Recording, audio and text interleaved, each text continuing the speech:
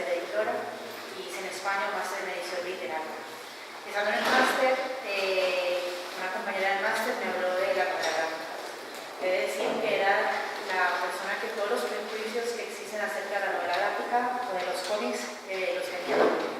Que es para gente que no le gusta leer, que es para perezosos, que es para gente que no tiene un nivel intelectual alto y que no es capaz de acercarse a un libro de una obra importante. En definitiva, le tenía muchísima pereza a lo que era la novela gráfica, ¿no?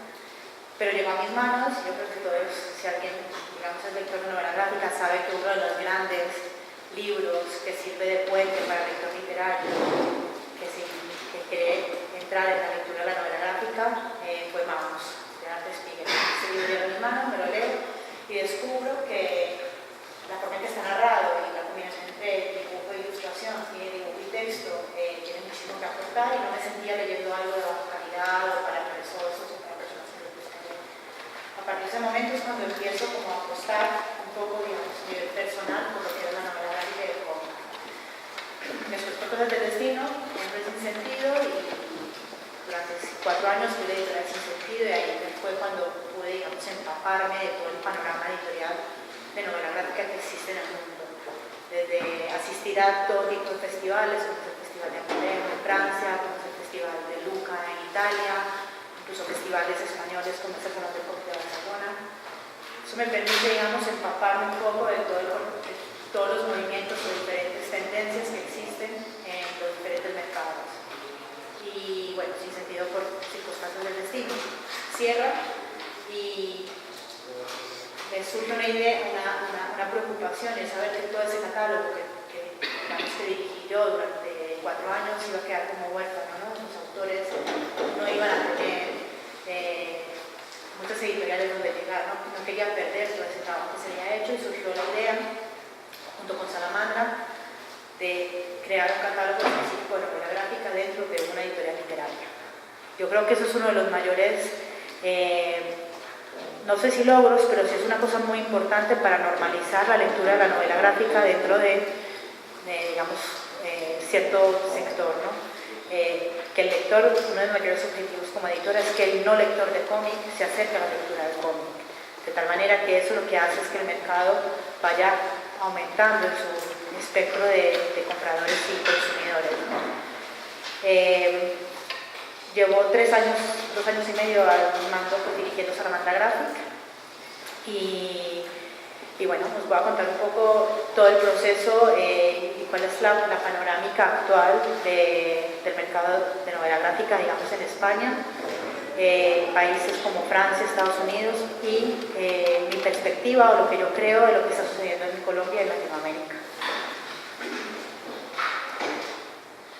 Bueno, si tienen preguntas, me quieren interrumpir o durante la charla, pues estoy encantada, porque lo hacemos un poco más ágil también.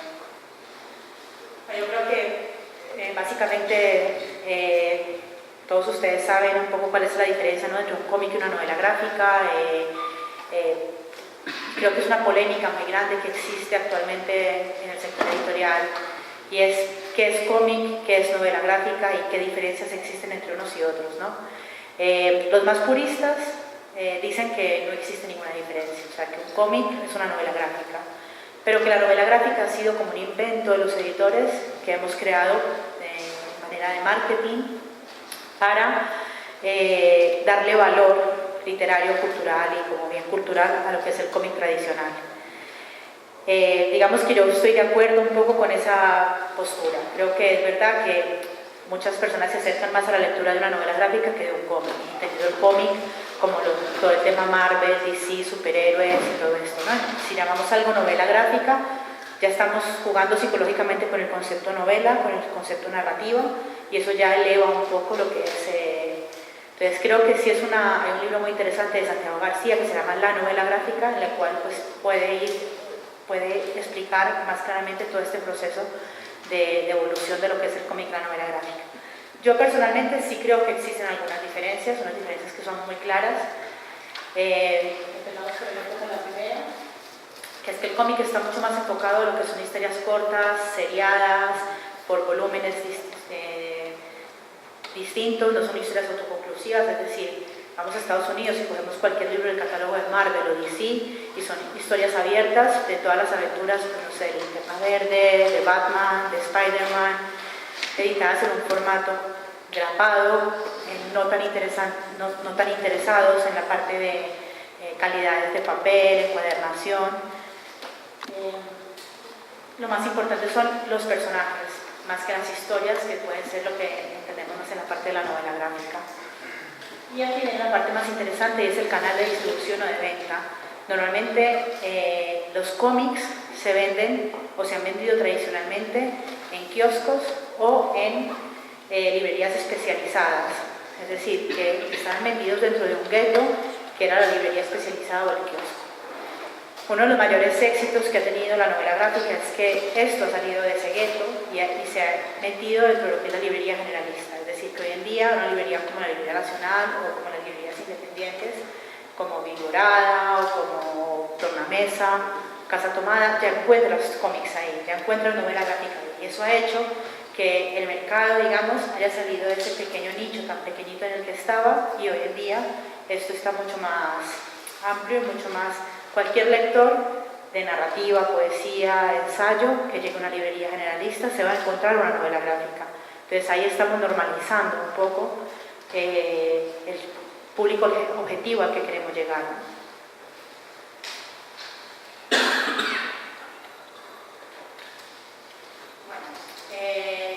Creo que todos sabemos que estamos viviendo un auge actualmente de la novela gráfica. Es decir, los últimos 10 años, creo que en Colombia menos, pero en España los últimos 10 o 15 años han sido unos años de un auge impresionante de la novela gráfica. ¿A qué se debe esto? Yo creo que primero a los medios de comunicación. Antes era impensable que una novela gráfica estuviera reseñada en un suplemento literario.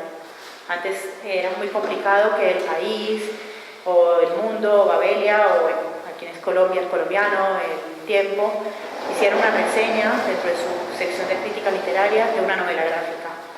Precisamente por lo mismo, porque antes se pensaba que esto no tenía ningún valor, ¿no? Entonces yo creo que el hecho de que los medios de comunicación estén trabajando para visibilizarlo es fundamental para que la gente no lectora del cómic se acerque a la lectura del cómic. Aquí hay una cosa que a mí me parece súper importante resaltar, y siempre la resalto en la mayoría de las charlas que doy, y es que el cómic ha sido tradicionalmente un medio masculino. Es decir, los lectores de cómic de toda la vida siempre eran hombres. En el momento en que la lectura del cómic o de la novela gráfica empezó a caer en manos de la mujer, ahí se aumentó, digamos, el público objetivo al que íbamos dirigidos. Es impresionante, haciendo estadísticas en España, de la cantidad de mujeres que compran y leen novelas gráficas hoy en día. No tienen nada que ver con las cifras que de hace 10, 15 años. ¿Por qué razón? Por muchas razones. Porque las temáticas variaron, ya no es simplemente obras, digamos, de mero entretenimiento o de acción. Y por otro lado, porque es como un círculo vicioso en el cual empezaron a surgir también nuevas autoras de cómic. Entonces empezaron a crear obras por mujeres, pero no solo para mujeres, y eso es fundamental. O sea, una autora como Ruth Moda o Marian Satrapi con Persepolis están haciendo obras, pero que no están tratando una temática netamente femenina o solamente para mujeres, son obras que están dirigidas a un público general. Y eso también animó a las lectoras a comprar obras, y también ha animado a que nuevas autoras vayan surgiendo. Y yo creo que eso es fundamental en una forma de evaluar el mercado actual de la novela gráfica, porque en España, yo desconozco un poco las cifras de lectura en Colombia, pero en España quienes más leen literatura en general, cuál es el público lector, un 65% es femenino. Entonces, si nosotros trasladamos esa cifra a que ese 65% antes estaba perdido y hoy lo hemos ganado, eso obviamente hace que aumente digamos, el dinamismo del mercado editorial del cómic en España. Luego también está, que lo comentaba antes, la apuesta por las librerías no especializadas. Antes, la única forma de llegar a un cómic era a través del canal de librería especializada. Es decir, todas las librerías especializadas en cómic manejaban sus catálogos y era una especie como de monopolio, ¿no?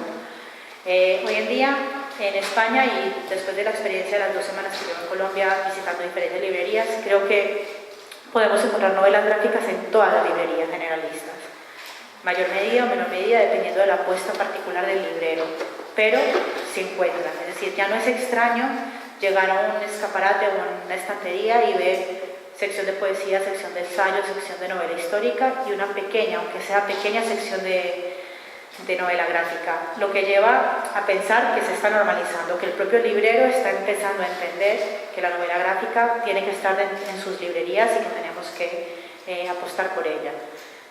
Y como la idea de un mercado editorial es sumar lectores, pues la única manera en que sumemos lectores, y mi mayor premisa es la visibilidad es venta. Si los libros no se ven, es muy complicado que se vendan. Entonces, si vamos aportando visibilidad a través de los medios de comunicación, a través de las librerías, esto lleva a que este mercado se vaya consolidando. Es muy importante hablar del concepto de industria editorial. Hasta hace muy poco tiempo en España lo que teníamos era, digamos, aficionados que no encontraban los libros que querían de otros idiomas y montaban sus pequeñas editoriales de una forma muy amateur, de una forma muy no profesional, para poder ver publicados en español los libros que los querían leer. Digamos que ahí no podemos hablar de una industria como tal, pero poco a poco eso ha ido evolucionando y se está profesionalizando el sector editorial del cómic. Por lo tanto, eso lleva a que haya una incipiente industria editorial. Y yo creo que eso es también fundamental para que todo el tema del mercado vaya aumentando y vayamos llegando a un público mucho más amplio, ¿no? Lo de la desmitificación del género ya se los he dicho, que es el tema que antes era un medio netamente masculino y que poco a poco se ha ido feminizando, digamos, la novela gráfica. Luego, el tema de proliferación de autores nacionales es un fenómeno fundamental en España. La mayoría de los catálogos editoriales hasta hace un tiempo estaban basados únicamente en la compra de derechos del extranjero. O sea, nos nutríamos de autores internacionales, lo que funcionaba en Francia, en Alemania, en Inglaterra, era de lo que nos nutríamos los editores. Hasta que llegó un momento en que nos dimos cuenta que había un mercado nacional muy importante que teníamos que explotar o sacar adelante, que eran nuestros propios autores. Y eso lo que ha hecho es que también los propios lectores o las personas que están, digamos, basadas en alguna formación, digamos, editorial o de ilustración o de guión, se lancen a poder publicar sus libros. Hay editores que apuestan por ellos, por lo tanto, los autores nacionales están empezando a tener visibilidad dentro del mercado. No solamente español en este caso, que es el mercado que conozco, sino también internacional. Los últimos 2 años, la venta de derechos al exterior de autores españoles ha ido en auge de una manera exponencial, ¿no? Esto lo puedo trasladar a Colombia. Creo que Colombia hoy en día, y lo puedo, digamos, asegurar, es uno de los mercados más potentes de novela gráfica que hay en Latinoamérica. Argentina y México, por tradición, son los mercados que siempre han tenido, digamos, un movimiento de novela gráfica y de cómic en su actividad editorial. Pero Colombia es un país que va en auge, mientras que México y Argentina se han estancado un poco. Colombia está creciendo muchísimo. Creo que se debe mucho también al tema de los autores nacionales. Están surgiendo editores locales que están apostando por autores locales, y eso está llevando a que se esté creando, y yo me atrevería a decir, una incipiente industria editorial de cómic en España. Está Cohete Comics, está Rey Naranjo Editores, con varias editoriales que yo he hablado. Todos tienen esa idea de en algún momento empezar a editar novela gráfica. Y eso me lleva a pensar que estamos por un excelente camino, ¿no? O sea, que creo que si los propios editores nacionales independientes, que tienen, digamos, una limitación incluso de presupuesto, quieren apostar por esto, significa que ven un futuro, ¿no? Y que ven que esto tiene algún tipo de interés de mediano o largo plazo. Bueno, en España uno de los hechos que ha hecho que el mercado crezca y empiece a tener, digamos, un reconocimiento internacional es el hecho de la creación de la apuesta institucional o gubernamental por la novela gráfica. En el año 2006 se creó el Premio Nacional del Cómic, equiparando el la importancia de la creación de cómic al resto de las creaciones artísticas y culturales. Se equiparó al Premio Nacional de Poesía, al Premio Nacional de Ensayo, al Premio Nacional de Teatro.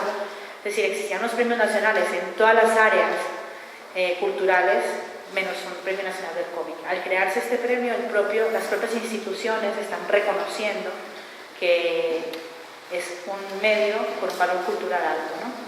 Y lo han ganado autores de todo tipo, autores consagrados como puede ser Max, que es un autor que viene del mundo víbora, la época de los 70-80 en Barcelona, hasta autores nobles como puede ser Alfonso Zapico, que ha estado aquí, o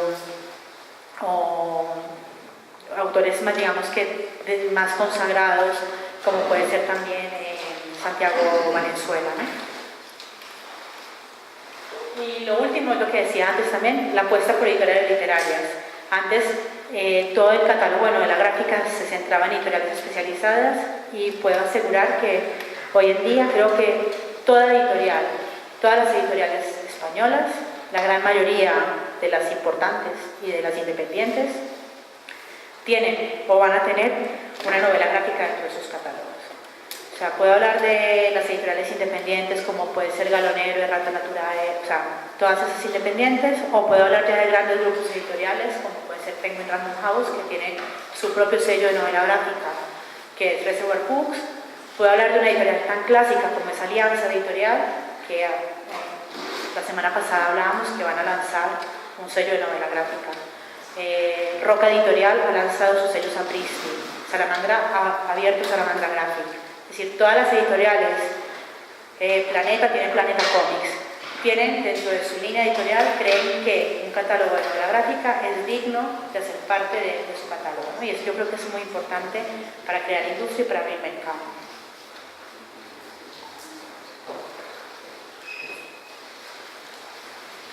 Entonces todo lo que les he dicho es súper bonito, o sea, creemos que se está produciendo muchísima obra de calidad, tanto a nivel internacional como a nivel interno de cada país.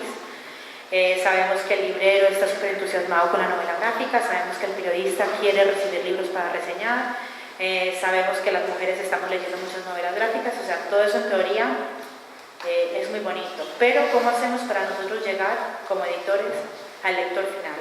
O sea, ¿cómo hacemos para promocionar y para que el no lector de cómic, que al fin y al cabo es un espectro mucho más grande de comprador y consumidor de literatura y de libros, ¿cómo hacemos para que el no lector de cómic se acerque y de alguna manera un día en vez de ir a una librería y comprarse el último libro de Lorenzo Silva o de otro autor, se compre una novela gráfica? Yo creo que ahí es donde tenemos el mayor reto como editores o como divulgadores, porque todo lo demás, digamos que toda la base está consolidada, creo que en la actualidad. Necesitamos es cómo llegar al lector final, ¿no? Si lo supiera, estaríamos ricos todos los editores, si fuera un matemático de 2 más 2, ¿no? Pero sí se puede trabajar en muchos sentidos de cara a la difusión, promoción, distribución de la novela gráfica. Voy a contarles un poco, digamos, mi experiencia estando en una editorial independiente como era Sin Sentido, que era tan independiente que éramos 2 personas, y una editorial que tiene una capacidad, digamos, una infraestructura mucho más potente que es Salamandra Graphic, ¿no? En Francia, en España no sucede, yo no sé aquí en Colombia cómo es, pero en España el distribuidor, en la figura del distribuidor de libros recaen 2 figuras, que es el simple transportista de libros, el que se encarga de que desde la plataforma de las imprentas los libros lleguen a las librerías, que es simplemente un camión y una plataforma de distribución. Y en la misma figura recae la difusión, es decir, esa labor comercial de ir a contar los libros a las librerías. Hoy en día en España, digamos, todas las distribuidoras que existen tienen las 2 figuras dentro de la misma estructura. Es decir, ellos transportan los libros y hacen que lleguen a la librería y tienen una red comercial, unos comerciales que se encargan de ir a las librerías mensualmente o semanalmente para contarles los próximos lanzamientos y tomar los pedidos y todo eso, ¿no?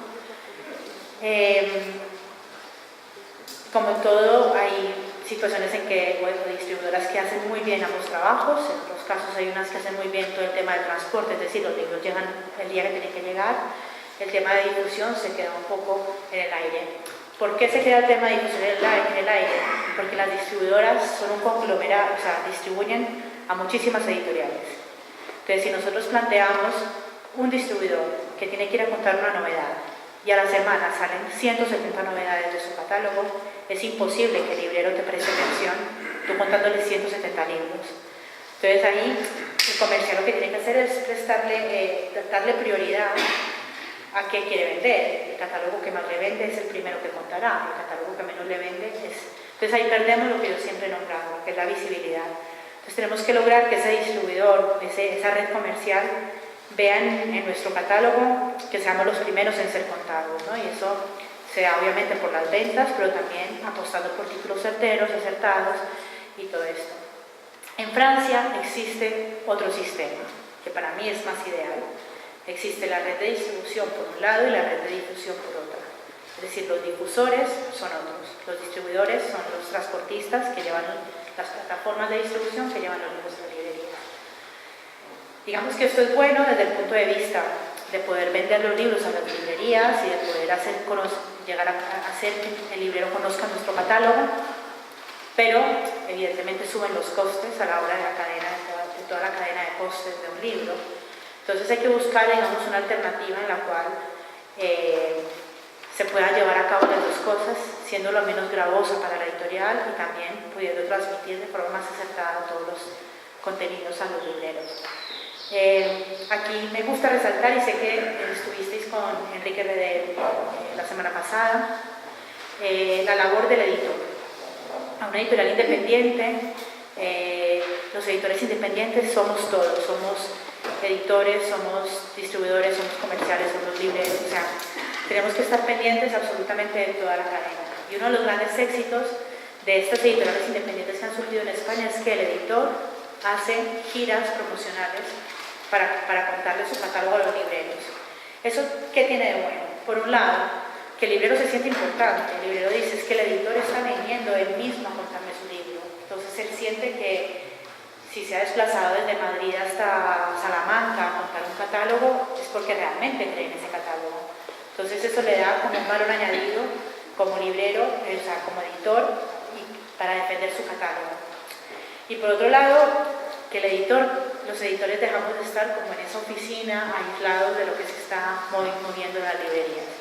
Entonces, en la medida de lo posible, creo que el editor tiene que hacer un poco también esa labor comercial, que no recaiga solamente en él, pero sí, de vez en cuando, con un gran lanzamiento o algo así, pues poder acercarse a un librero. Ya comentaba antes que tratar muy bien a los periodistas, tratar muy bien a los medios de comunicación, hacerle llegar a los medios de comunicación todo lo que se va a sacar con cierta antelación, explicarle, entender muy bien el medio con el que estás trabajando, porque no mandar un libro de infantil y juvenil a un medio que nunca en su vida ha hecho una reseña tampoco, es perder, digamos, hay que focalizar los esfuerzos a los medios de comunicación, a los periodistas, a los prescriptores que nos interesen, ¿no? Los planes de marketing. Aquí es una de las grandes diferencias que hay entre un editor independiente y un editor que pertenece a un gran grupo con una capacidad económica muy fuerte. En Sinsentido, por ejemplo, nosotros no teníamos plan de marketing. Al referirme al plan de marketing era de invertir digamos, una partida presupuestaria, hacer folletos, hacer bolsas promocionales, hacer unas postales muy bonitas para que el librero lo tenga como material de apoyo, invitar a los autores para 2 semanas, periodistas, prensa, digamos que eso económicamente es complicado llevar a una editorial independiente.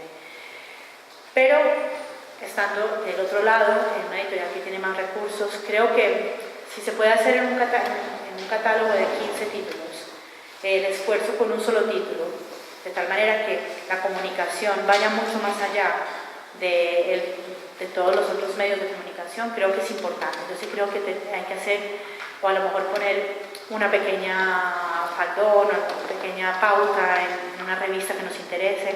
Yo creo que ese esfuerzo sí debe hacerse, porque es lo mismo, es sumar visibilidad, ¿no? No digo que se haga con todos los títulos, porque también eso echa para atrás, porque un editor no todos sus 15 títulos son extremadamente importantes, sino con un gran lanzamiento, utilizar un plan de marketing y apostar por ese título en concreto. Luego el tema de festivales. Los festivales son fundamentales en la edición de novela gráfica, porque hay una interacción súper importante entre el lector y el autor. En una literatura, aunque también es importante, mucha gente va que Vargas Llosa le firma un libro con cariño para Catalina, pues sí, te puedes llevar un libro firmado, pero en la novela gráfica tú te llevas casi un original a tu casa, ¿no? Porque el autor te firma, te hace un dibujo, interactúa contigo, se toma su tiempo, te dedica tiempo, ¿no? Y eso, existe un cierto nivel de fetichismo en la edición y en el consumo de novela gráfica respecto a esto. Entonces, ir a festivales es muy importante por esa interacción. También porque tú como editor tienes una capacidad mucho mayor, en un ambiente más distendido de tratar con tus autores, y eso es fundamental. Y luego porque ahí también en los festivales se pueden internacionalizar los catálogos. Es decir, yo estoy yendo a Angoulême, que es el festival de cómic más importante del mundo actualmente, de cómic, digamos, más cómic de autor. Y el hecho que te conozcan los autores, el hecho que te conozcan los editores, eso lleva a que tú adquieras un poco de credibilidad a la hora de discutir o de pujar por derechos de autor frente a otros editores. Mucho más fácil que si te ponen cara, saben quién eres y sabes qué filosofía editorial tienes como editor, es más fácil que incluso ante una oferta económica mucho mayor te lo den a ti, porque te conocen y existe como ese pequeño feeling, ¿no? que se va generando en los festivales, un ambiente mucho más distendido.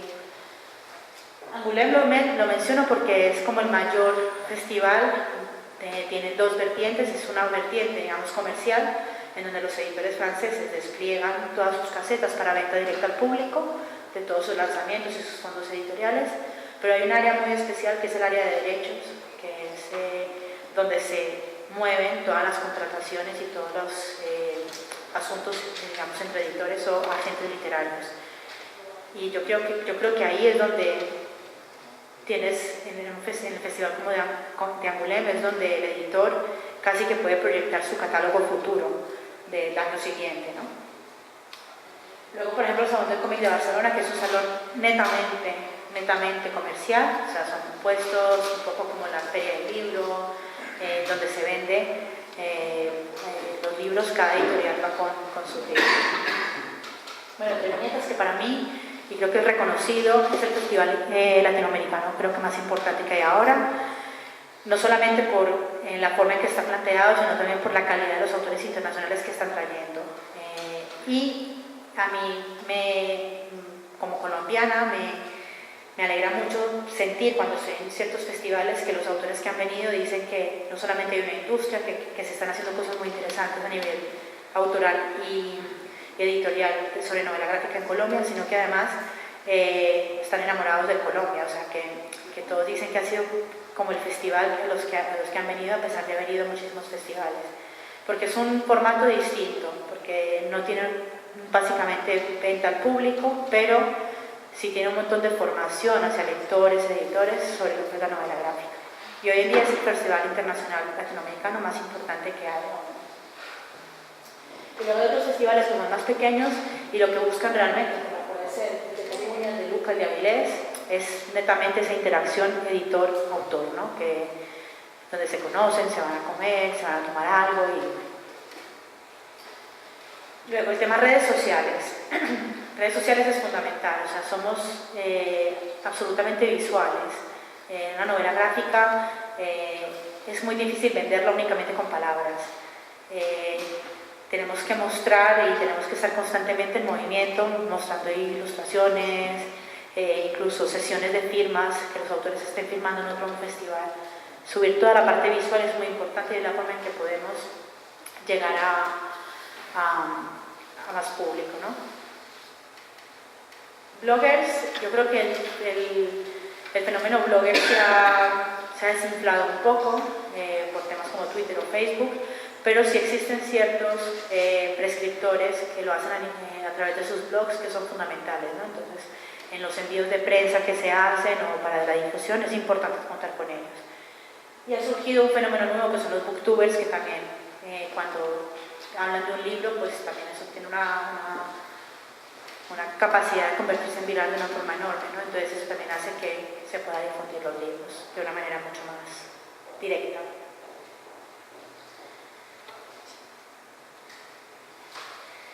Luego ya hablando más concretamente de lo que son cifras,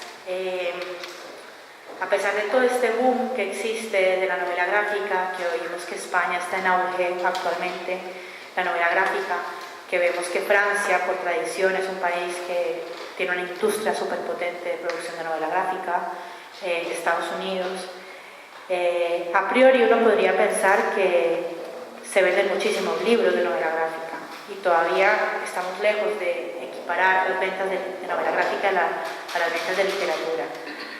Es mucho más el ruido que hay alrededor que los datos reales de ventas, ¿no? Yo creo que a mí eso me lleva a pensar que vamos por buen camino, pero que tenemos que tener un poco de paciencia, porque esto tiene que ir, es como el trabajo de la hormiguita, ¿no? Poco a poco esto va a equipararse. También es cierto que las ventas en literatura han bajado muchísimo, entonces yo creo que en algún momento ya estas editoriales que vendían 2 millones de ejemplares, eso ya no existe, o sea, eso ha bajado muchísimo. Pero sí hay fenómenos dignos de mencionar, como para que nos hagamos una idea cómo es el mercado francés. El mercado francés de novela gráfica es un mercado absolutamente consolidado, que tiene una tradición de hace muchísimos años,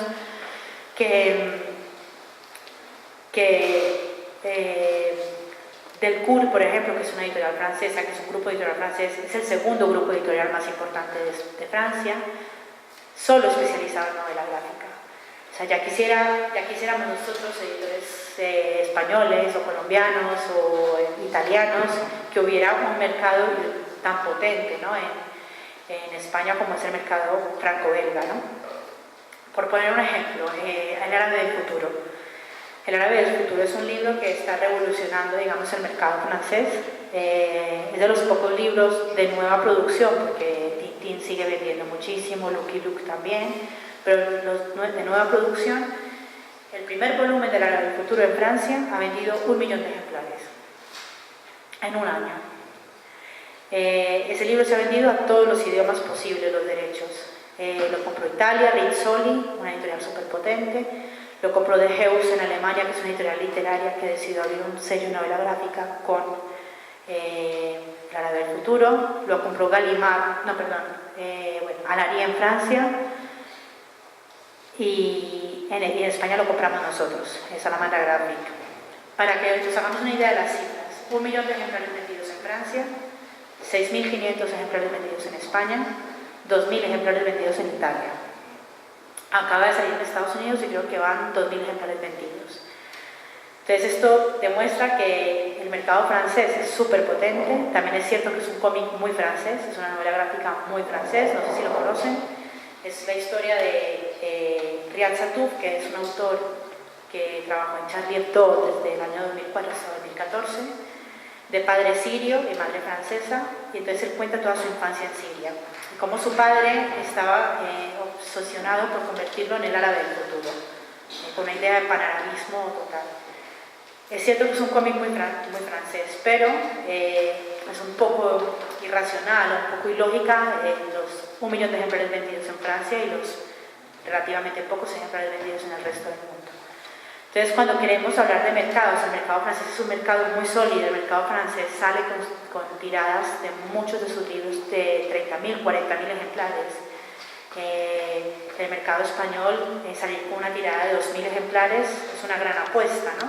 Entonces, estamos por muy buen camino, pero tenemos que tratar de llegar a estas cifras, ¿no? De donde se ven. También es cierto que en literatura no hay ningún libro que hoy en día venda 1 millón de ejemplares, salvo grandes fenómenos como puede ser en su momento 50 sombras de Grey, o en su momento hace muchos años pues, el Código Da Vinci o así, ¿no?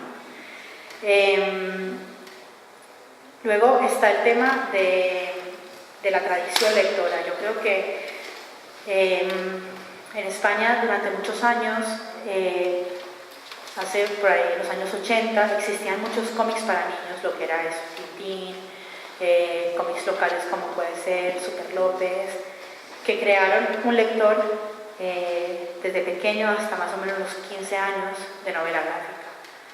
Se dejó y se descuidó al lector futuro, es decir, a partir de ahí no se publicaron novelas gráficas para adultos.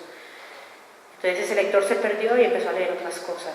Hoy en día los editores estamos rescatando ese cómic para adultos, estamos haciendo, por ejemplo, el catálogo de Samara Gráfica, Ciberry, otras editoriales estamos haciendo cómics para adultos, pero nos hemos olvidado del cómic para niños. O sea, estamos viviendo el fenómeno inverso. Es decir, hoy en día no existe una editorial que esté haciendo cómic, no libro ilustrado, cómic con sus viñetas, bocadillos para niños. Entonces yo creo que lo que tenemos que lograr es hacer como una cadena desde la pequeña infancia, cómics para niños de 2, 3 años y acompañarlos, digamos, en toda su creación, en toda su lectura. Muchos países venden el cómic como si fuera como un fomento a la lectura, es decir,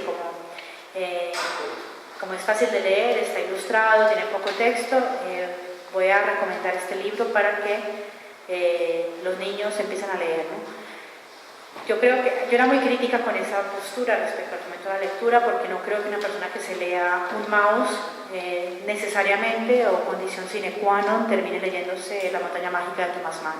O sea, no creo que sea como un paso previo para la lectura de una gran obra literaria.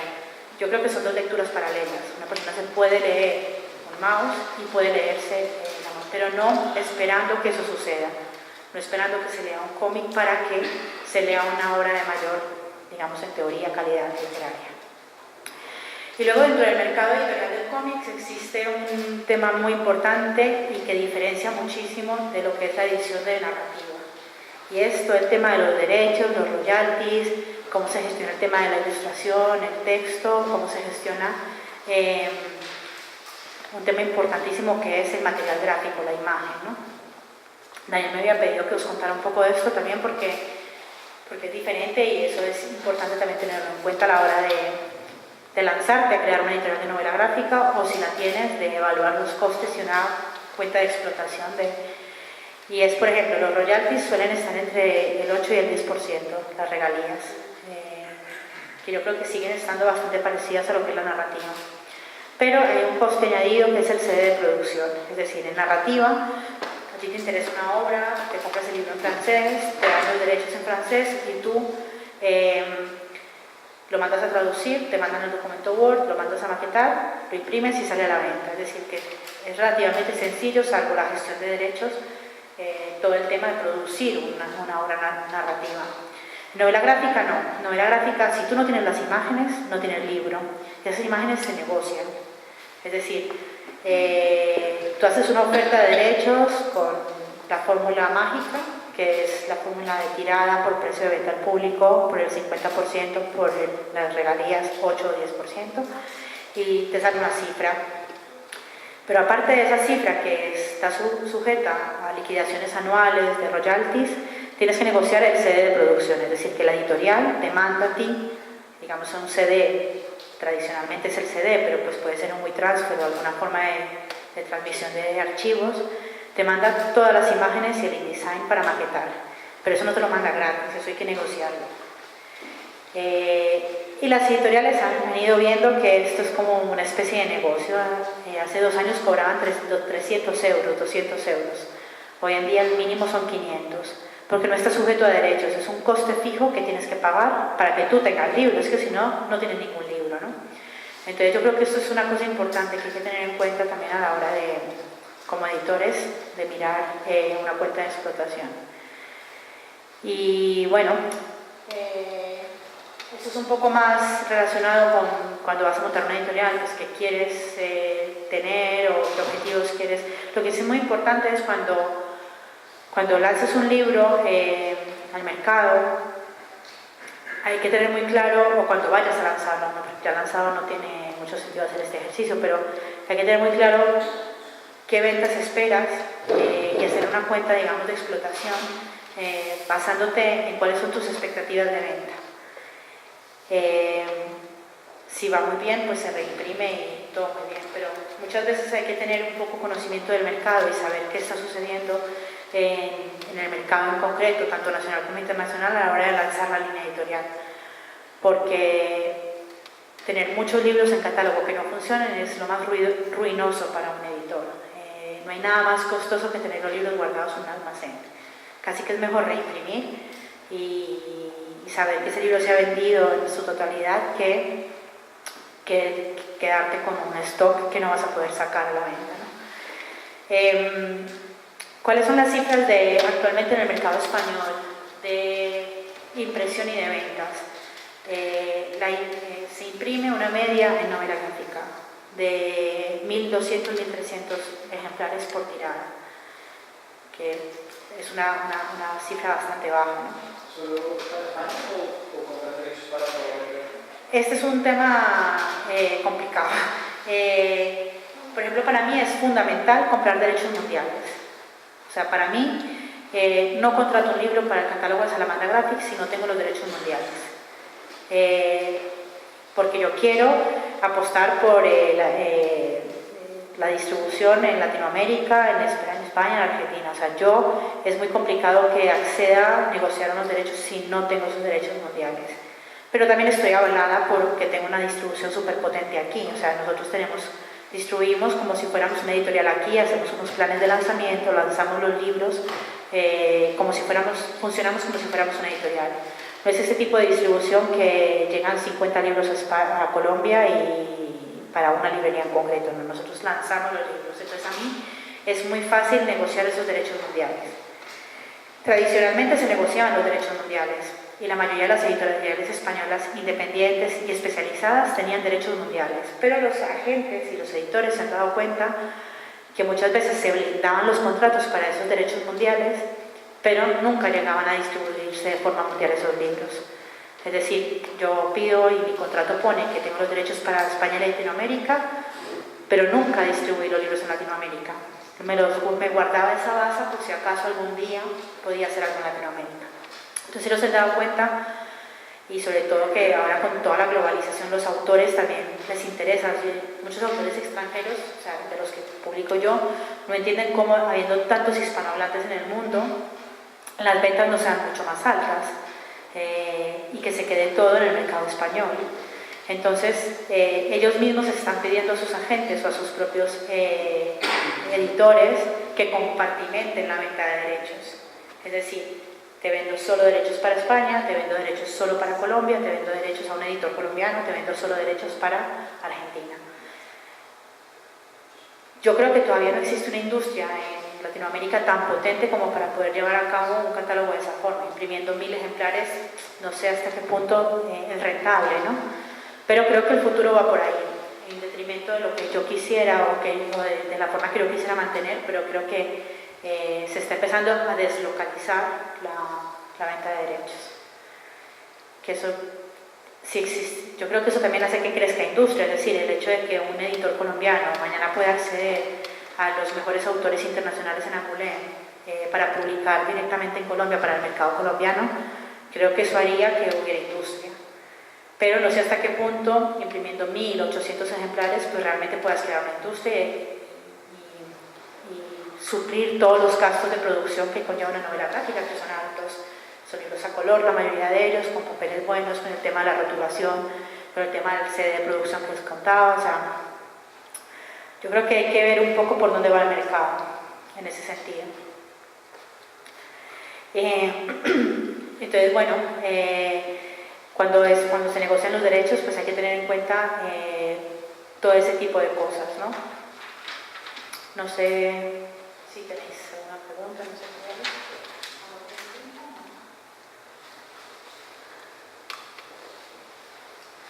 No sé si hay alguna pregunta ahí atrás. Sí, ¿qué papel ha tenido en mercados franceses y españoles la compra pública para el impulso de la novela gráfica? Bueno, España está sumida en una crisis horrible y durante mucho tiempo hubo una apuesta potente por la novela gráfica por parte de la compra institucional, sobre todo para bibliotecas, para la red de bibliotecas. Y eso obviamente ayudaba mucho a lo que era el fomento de la lectura. y al fomento al consumo de novela gráfica. Por decir cifras, España contaba con un presupuesto de 7 millones de euros para compra de libros para las bibliotecas públicas en el 2008. Hoy está en 950.000 euros, o sea, ha bajado de una manera radical. Las bibliotecas están absolutamente, digamos, desprovistas, y ahora mismo desprovistas de novedades. Creo que hay como una problemática con respecto de con la compra pública o el apoyo institucional en Colombia, en España. Por un lado, ha fomentado muchísimo la industria editorial. Durante muchos años ayudó muchísimo a editoriales independientes a surgir y a consolidar sus catálogos dentro del mercado. Pero también creo que ha hecho mucho daño por otro lado, porque muchas editoriales independientes solamente vivían de las ayudas públicas para construir su catálogo. Entonces, ¿qué pasó en el momento cuando vimos las cifras de ventas del sector editorial en España, que hemos bajado un 38% en ventas desde el año 2008, que es una barbaridad, y que se han cerrado, creo que son 2.000 editoriales en estos últimos 8 años? Es porque muchas de ellas tenían sus fuentes de ingresos únicamente basadas en la compra pública. Entonces, mi postura frente a esto es, yo creo que es súper importante un apoyo institucional para lanzar un catálogo y para poder consolidar, y los editores necesitamos ciertos tipos de ayudas para poder visibilizarnos en el mercado. Pero creo que es un error basar toda una política editorial en las ayudas institucionales. O sea, creo que si algo podemos aprender en Colombia de los errores cometidos en otro país, es lo que ha pasado en España con las editoriales que solamente vivían de las subvenciones. Tan es así que estaban esas subvenciones de venta a bibliotecas y te compraban el libro y el producto final y lo vendías a bibliotecas. Luego hay otras ayudas que son ayudas a la publicación, que lo que hacías era, tú pasabas tu memoria, solamente se podía presentar un 20% de los libros que tienes publicados en catálogo ese año, que vas a publicar ese año en catálogo, pero nunca más de 6 títulos. Y te daban una parte económica, una ayuda a la impresión del libro, o sea, todos los costes de preimpresión y de imprenta. Eso te daba un colchón porque no te compraban libros, pero te ayudaban a producirlos, de tal manera que tu margen comercial aumentaba y tu punto muerto de venta bajaba. Es decir, que antes sin esa ayuda tenías que vender 700 libros para cubrir costes, pues ahora tienes que vender 200. Entonces, era otra forma de ingresar dinero, ¿no? Esas ayudas también estaban dotadas en 5 millones de euros y ahora mismo están en 1 millón. Lo paradójico de esas ayudas es que todas las editoriales de España podían acceder a ellas. Es decir, que tú veías a Alfaguara presentando ayudas a la subvención, y a Alfaguara le daban a 5 títulos ya 5.000 o 7.000 euros para publicar el libro, ¿no? Y eso es un poco contradictorio. Alfaguara no necesita esto. Quienes lo necesitamos somos los editores independientes y los que realmente estamos haciendo un esfuerzo por sacar literatura de calidad para un público independiente, ¿no? Digamos que esa norma no se ha modificado. Hoy en día siguen Alfaguara, Planeta presentando libros en sus catálogos, pero los comités de selección ya se han dado cuenta un poco de la trampa, ¿no? Entonces, ya no se lo pueden dar a todos. Entonces, cuando eligen a quién se lo dan, pues siempre son editoriales Impedimenta, Nórdica, Balonero, Fulgencio Pimentel. Y lo que sí es importante y es considerablemente interesante es que ha aumentado muchísimo la concesión de esas ayudas a la impresión a la novela gráfica. ¿Por qué es importante? Porque producir una novela gráfica es mucho más caro que producir una obra literaria. Entonces, eso sí ayuda un poco y se vende menos, entonces sí ayuda un poco para, digamos, que las cuentas a final de año surjan. Pero yo creo que el retroceso que hemos sufrido en España con la ayuda institucional es enorme y creo que eso no va a cambiar. Creo que nos hemos quedado donde estamos y a ver qué pasa, ¿no? Pero también es importante resaltar que hoy en día se puede pensar que están quienes tienen que estar, entre comillas, y que ahí cada cual luchará por sus títulos en concreto y buscará qué título presenta las subvenciones y tal. Y mi consejo es que aprendamos de eso. Si alguno tiene idea de montar una editorial, sí, muy interesante las licitaciones, pero con cuidado, ¿no? No fundamentar todo una fuente de ingresos no con la venta al público, sino como fuente de ingresos, porque el día que eso desaparezca, la editorial desaparece.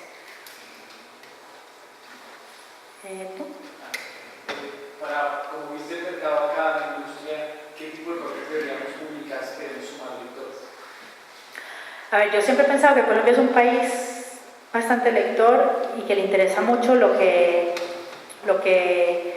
sucede a su alrededor, o sea, sus problemáticas particulares, ¿no?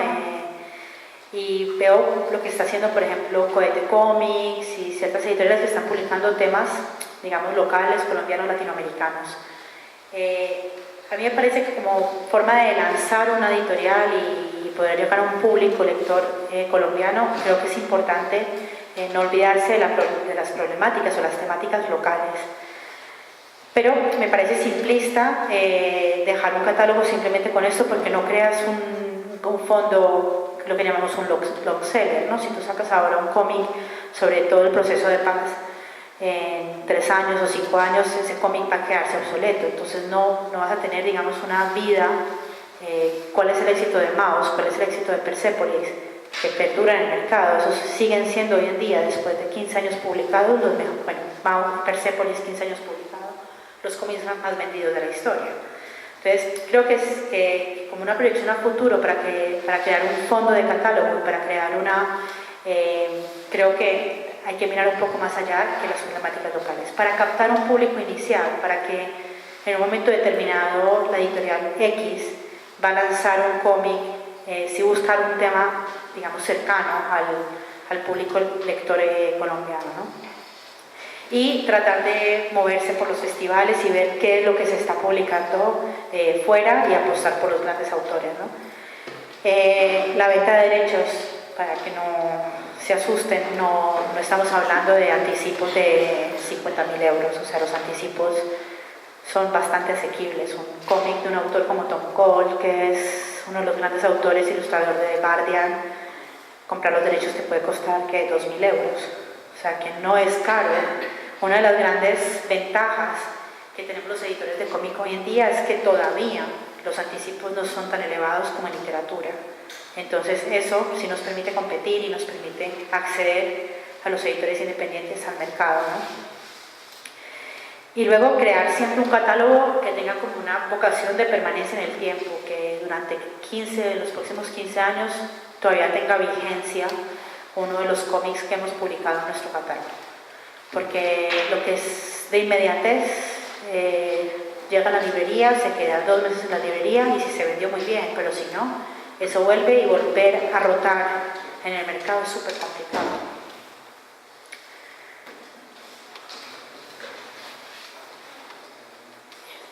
¿Alguna más preguntas? Sí, que no. Muy bien. Dice que vivir los hijos, ¿qué porcentaje llegan a América? No hay otra fórmula en que podamos trabajar los editores colombianos con ustedes, para licenciar algo para disminuir costos, para llegar a más gente. ¿Hacen ustedes pronto experiencias exitosas con eso? A ver, en Salamandra, que somos una editorial más grande, o sea, que tenemos, digamos, una distribución, no una venta concreta, sino una distribución potente en Latinoamérica, imprimimos mucho más de 1.200 ejemplares. Digamos que nuestra tirada media está entre 4.000 y 5.000. De los 4.000 o 5.000 se quedan alrededor de 3.500, 4.000 en España y viajan 1.000 a Latinoamérica. Y hacemos un plan de lanzamiento, ¿no? Obviamente el mercado argentino, ahora que ha desaparecido toda la problemática de importación de libros en Argentina, ya podemos entrar los libros, digamos, fácilmente. Entonces Argentina va a un porcentaje mayor por tradición, porque realmente son más consumidores. Y en Colombia el mercado está funcionando muy bien. Creo que, como les decía antes, es un mercado súper potente, en el cual creo que tenemos un futuro enorme en la novela gráfica, pero vamos muy lento. Es decir, los libros se van vendiendo, pero no es como que lanzamos el libro y ese primer mes se venden 300 y luego se sigue vendiendo a goteo, no. Esos 300 a lo mejor se venden durante todo un año, o sea, es un mercado que va lento. Creo que hay mucho lector de cómic, creo que hay muchísimo interés, pero va mucho más lento. Entonces, ¿qué porcentaje llega? Digamos que no tenemos una fórmula matemática del 10% a tal país. También viendo un poco las intereses, digamos, de lectores ya con un catálogo de 3 años, ya sé más o menos qué interesa más a Colombia, qué puede interesar más a Argentina, qué libro ha funcionado mejor en un país o en otro. Eso por un lado. En mi caso, en Salamandra Graphic hoy en día es la única forma que tengo de poder promocionar los cómics que publico en Latinoamérica, porque tenemos una distribución y es una distribución, o sea, haz de cuenta que Colombia es como si fuera Andalucía, es como otro territorio más de nuestra red de distribución. O sea, no es como que estuviéramos, pero la única diferencia es que de Andalucía me llegan devueltos los libros a Madrid cuando no se venden, de Colombia es imposible que lleguen devueltos a España por tema de costes. Pero hay muchas fórmulas, yo creo que hay muchísimas formas de trabajar y creo que hay unas formas de trabajar desde el sector independiente que son impresionantes. El tema coediciones, yo trabajé mucho con John Naranjo, de Rey Naranjo Editores cuando estaba en Sin Sentido y coeditamos 3 títulos. Creo que producir en Colombia o producir localmente es mucho más barato que producir en España e importarlos. Entonces el tema coediciones creo que es importante. Hay editoriales literarias que están empezando a trabajar con coediciones. El propio Rey Naranjo, que lo nombro siempre, pero creo que el que más está apostando por esa fórmula, acaba de sacar una narrativa que es instrumental de James Rhodes, que en España ha vendido, no sé si son 70.000 ejemplares, la acaba de lanzar en Colombia en coedición, o sea, los derechos y todo lo tiene Blacky Books allí, pero coedita, produce y distribuye John Naranjo aquí y se produce localmente. Eso es súper bueno para abaratar costes. Nada mejor que alguien local que conoce más el mercado que desde España nosotros, en mi caso porque soy colombiana y conozco un poco esto, pero un editor allí no tiene tanto conocimiento de los mercados locales, entonces creo que es una buena fórmula.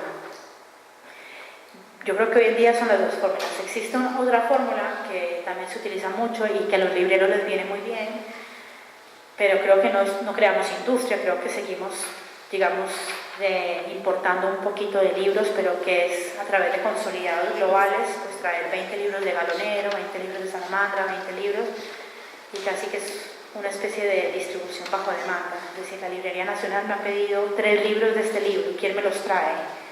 Y se busca un distribuidor que haga ese tipo de distribución y te trae 3 libros para la Librería Nacional, pero otras librerías no tendrán ese libro, entonces no se puede competir, o sea, está en desequilibrio a la hora de competir. Lo bonito sería llegar a una librería y que sepas que este libro va a estar en todas las librerías de Colombia. También es cierto que Colombia tiene muy pocas librerías, ¿no? Creo que falta mucho creo que el otro día me hablaban de 200 librerías de toda Colombia, de las cuales creo que son 70 son papelerías y 30 librerías nacionales. ¿Dime? Y concentradas en 4 ciudades. Quiero contarle algo sobre la temática de la novela gráfica. Creo que tiene incidencia también en ese tema de la distribución y que llega a públicos que son distintos a los españoles. Debe ser al principio que en Colombia hay un interés por temáticas muy locales, y no sé si las en España, que son bastante más locales, son muy españoles latinoamericanos o de otros puntos que interesen esas novelas. A ver, yo creo que es como por pasos. En un momento dado en España, cuando se publicaban, decían en los años 70, 80, 90, los cómics eran temas sobre problemática, era como un vecindario, Super López o Mortadelo y Filemón, ¿no? De personajes muy españoles, digamos, creados para españoles y tal. Eso fue en su momento, pero ahí se creó en el subconsciente del lector, digamos, se educó visualmente y gráficamente al lector. Entonces, cuando surgieron otras temáticas, muchos años después, ya de cierto modo el lector estaba acostumbrado a leer novela gráfica. Yo no vengo de la tradición de lectura de novela gráfica, no he leído cómic nunca hasta hace 7 años, como les decía, que era como mi mayor, tenía todos los prejuicios. Yo lo único que conocí de cómic aquí era Mafalda y Conejito, pero no me eduqué en la lectura visual.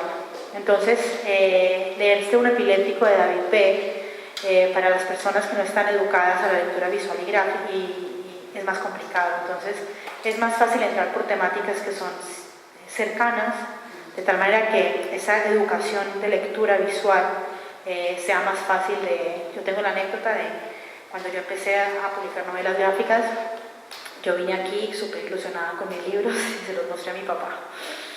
Y le dije que yo estaba publicando novela gráfica.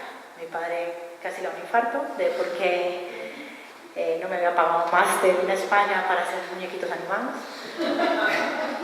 Pero yo le dije, espérate que esto no es Condorito, que adoro Condorito, pero que esto tiene un contenido también, no solamente el dibujo. Y por casualidad de la vida, un amigo de mi padre tiene un hijo que es epiléptico. Y yo había acabado de publicar un libro que se llama Epiléptico, de David B., que es una de las grandes obras maestras de la historia de la novela gráfica franco-belga. Y él le interesó por temática, por cercanía. O sea, él le interesó, me dijo, publicaste un libro sobre la epilepsia. Y yo, sí, es que tú sabes que mi hijo, déjamelo. Entonces yo se lo dejé. Y después me mandó un mail súper bonito y me decía, mira, Caterina, me leí este libro con todo el interés del mundo, me encantó cómo está tratado, me costó mucho entrar en la lectura visual, porque a veces no sabía a qué prestar atención, si al dibujo o al texto, pero me aportó mucho. Entonces ahí, si yo no hubiera tenido ese nexo con ese amigo de mi padre que tenía esa problemática en su casa, él nunca hubiera llegado probablemente a una novela gráfica. Entonces yo lo que sí quiero es que busquemos ese público. Ahora en España saco un libro sobre el acoso escolar, una novela gráfica, que estoy impresionada de la cantidad de no lectores de cómic o de instituciones que nunca en la vida se habían interesado por una novela gráfica, que ahora se están interesando porque les toca por cercanía. Entonces así es como podemos un poco ir ampliando. Entonces Colombia, que no es un mercado educado en la tradición de lectura de novela gráfica, creo que la forma en que podemos entrar, por ejemplo, uno de los libros de novela gráfica más vendidos aquí es el de García Márquez, la biografía, porque por cercanía nos toca. Entonces, yo creo que es la forma con que poco a poco vamos entrando al lector, y ya una vez estemos educados visualmente, ya podemos acceder a otro tipo de obras más complejas. La última, porque ya me están echando.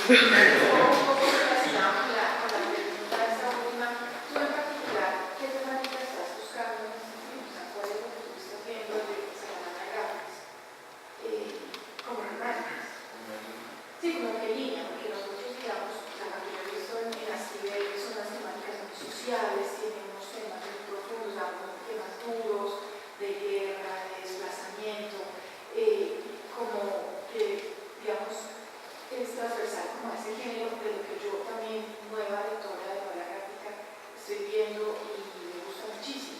En tu caso personal, con Salamandra Graphics, ¿cómo haces?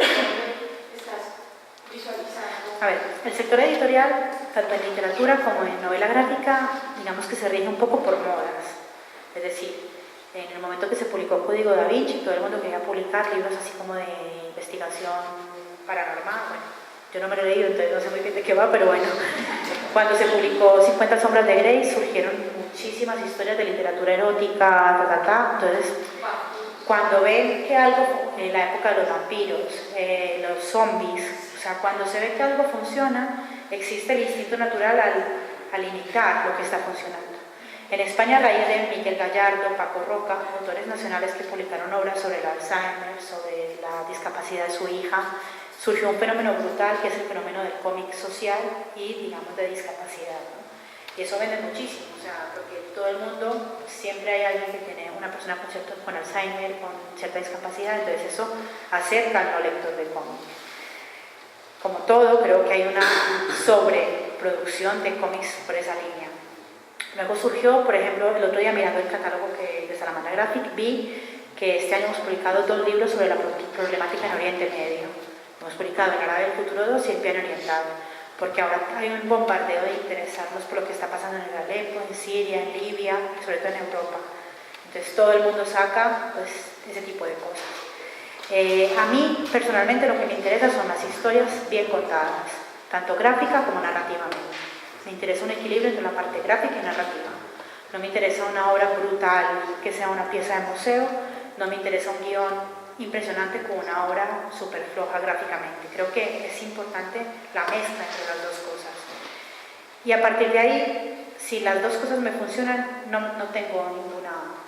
No publico superhéroes, no publico manga, pero a partir de ahí todo es cabido. Una historia de ficción, una historia autobiográfica, es decir, me interesa ese equilibrio y a partir de ahí digo, ahora por ejemplo, en Francia está de moda Pablo Escobar y entonces están publicando a raíz de la serie Narcos y muchas cosas sobre Pablo Escobar. Yo nunca he querido publicar un libro sobre Pablo Escobar, pero han hecho un libro ahora que está ahí publicado súper interesante, gráficamente y narrativamente. Un libro que tiene una visión muy distinta de lo conocido. Yo soy de Medellín y yo viví en Medellín en la época de Pablo Escobar y me conozco todo lo que he visto en Narcos, me lo sé todo de Medellín. Pero la obra es muy digna de ser publicada. No sé qué pasará si la publicaré o no. Creo que, por ejemplo, esa obra puede tener cierto calado en Latinoamérica. Entonces eso hay que evaluarlo, hay que tener... Muchas veces ahora está súper de moda las adaptaciones de obras literarias a novela gráfica. Súper de moda. O sea, todas las obras importantes de novela literaria se han adaptado a una novela gráfica. En Busca del Tiempo Perdido, pues todas las de Virginia Woolf, o sea, todo. Tampoco soy muy partidaria porque también me gusta reconocer las historias creadas por nuevos autores, con nuevos guiones, así sean historias autobiográficas, pero que sean no adaptaciones, porque ya está hecha la otra obra, entonces adaptarlo sería muy sencillo. Es un poco la línea que busco. Evidentemente, lo que te comentaba aquí antes, el tema de la cercanía con el lector también es importante. Entonces, bueno, más o menos esa es la línea. ¿Ya? Pues nada, muchas gracias.